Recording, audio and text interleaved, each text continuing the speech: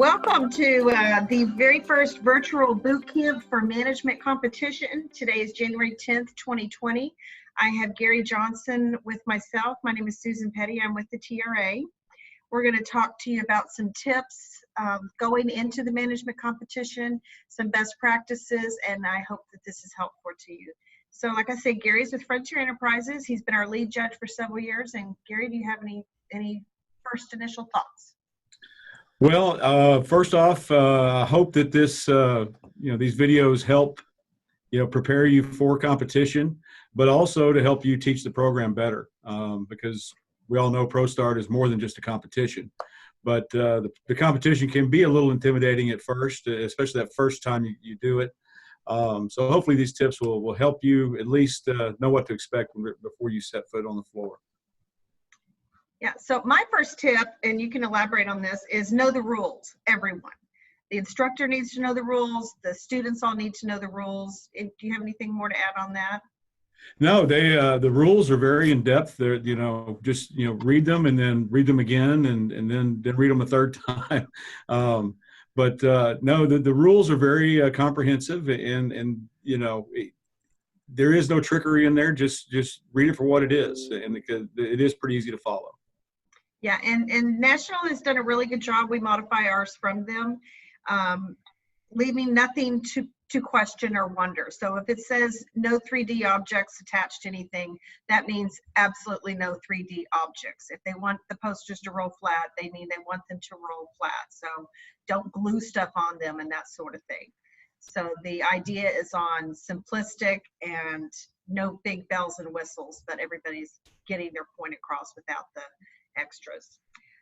The next thing I wanted to bring up, and then I'll turn it over to you, is the proposal.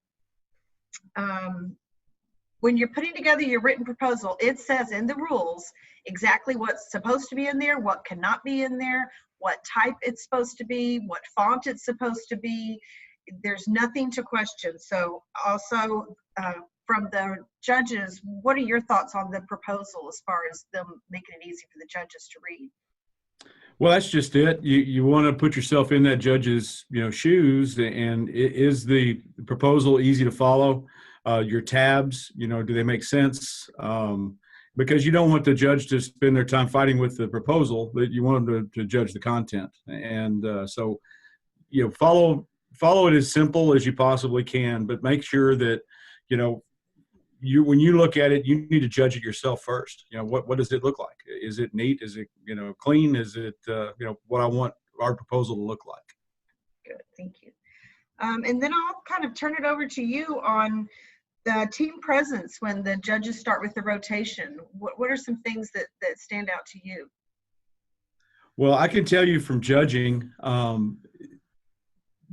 you want your team to look symmetrical. You want their uniforms to match. You want them to if you can, have them wear matching shoes, matching belts. You want them to look as polished as they possibly can, just from a visual standpoint. They need to stand hands out of pockets. They want you want them to be relaxed, but at the same time, act like they're ready to be judged. Because their uniforms and their postures make a statement as the judge enters the area. And I know I've heard judges say before in feedback, eye contact is real important. So when the student is talking to the judges, a lot of times they make eye contact at that moment, but then they look at their feet or look at the ground or look around. And I've heard judges bring that up a lot in feedback. Yeah, you really want, if you're talking with someone, you want them to have eye contact with you. And the other individuals in the booth also need to have eye contact. Because they're a team and they're being judged as a team. You may be asking a question of one individual, but the other ones need to be engaged. And, should that person, stumble or stammer with an answer, they're there to support and back them up. Because like I said, it is a team effort and they are graded as a team, not individually. Right. And I know one thing the judges never like to hear when they're asking questions and this team say, well, we don't know, or, well, I never thought of that. And what do you say to that? What's a better response for teams? Well, I say, duck on a pond. You want to appear calm and cool on top. Your feet may be going, 100 miles an hour underneath the water surface, but these teams have created this concept. They are the experts of that concept.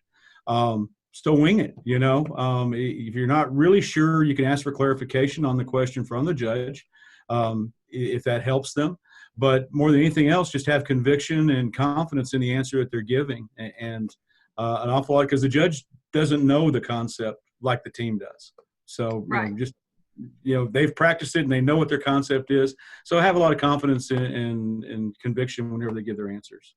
So the judges don't know if it's a right or wrong answer because they've never heard of the concept before. So there's in most cases, that's correct. Yes. It's better to respond with something random than just, I don't know. Plus, I do want to say that the judges also realize, we may have been in the industry for 20, 30, 35 years. These students probably have not been in the industry or very limited at best. So we don't expect them to have that kind of industry-based knowledge. We want them to be experts on their concept. Okay, thank you.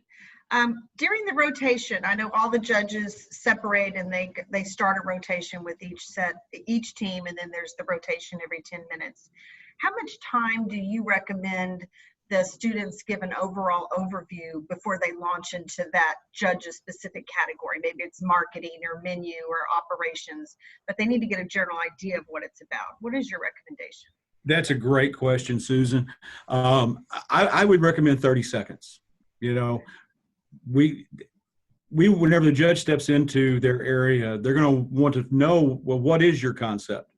And they just need to give a broad stroked, description of what it is. If it's a pizza parlor across from the ballpark, well, we're a pizza parlor located across the ballpark, and we're going to be full service. And, what's unique about your concept? Don't go into graphic detail, because there's going to be opportunity to do that as the questions are asked by the judges.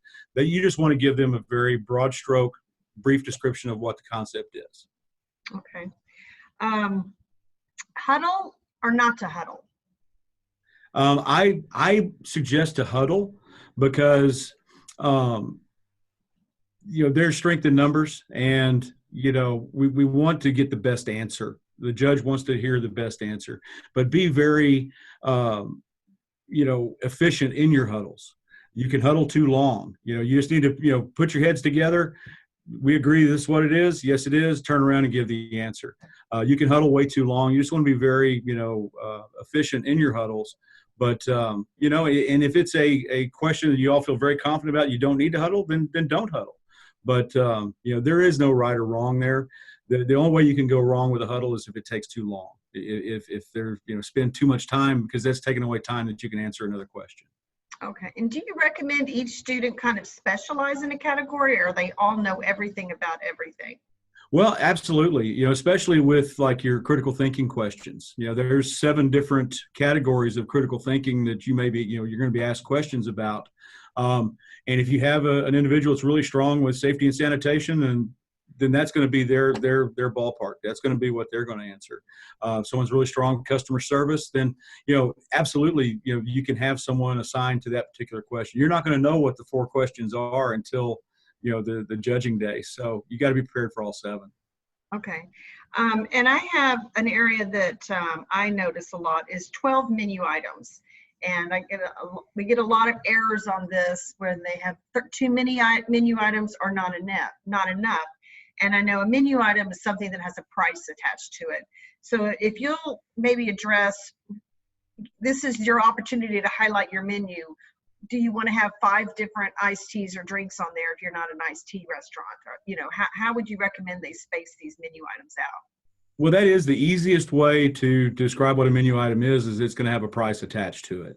And honestly, we would much rather see more, menu items of substance rather than, different drink sizes. If you got iced tea, we understand you have iced tea. If you have coffee, we understand you have coffee. It doesn't matter if you have 3 different sizes. But a lot of it is going to be depend upon the concept and what your concept is, but make sure your 12 menu items really have a purpose.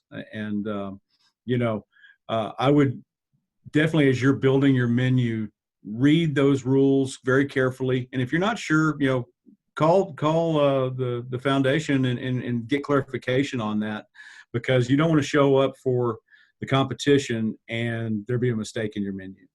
So, like I said, go back to the rules and really read that. They really have spent a lot of time trying to describe that, so it's a little easier to follow. If you read that, I think you'll be able to figure out what's a menu item and what's not. Right, thank you. And a SWOT analysis is something that was added to the rules just a few years ago, but it's not anything specific that a judge comes and asks about SWOT. Do you have any recommendations on how they can pull out and point out different strengths, weaknesses, threats, etc. during presentations? It's an excellent way for a team to really show their base knowledge about their concept is by referencing their SWOT analysis.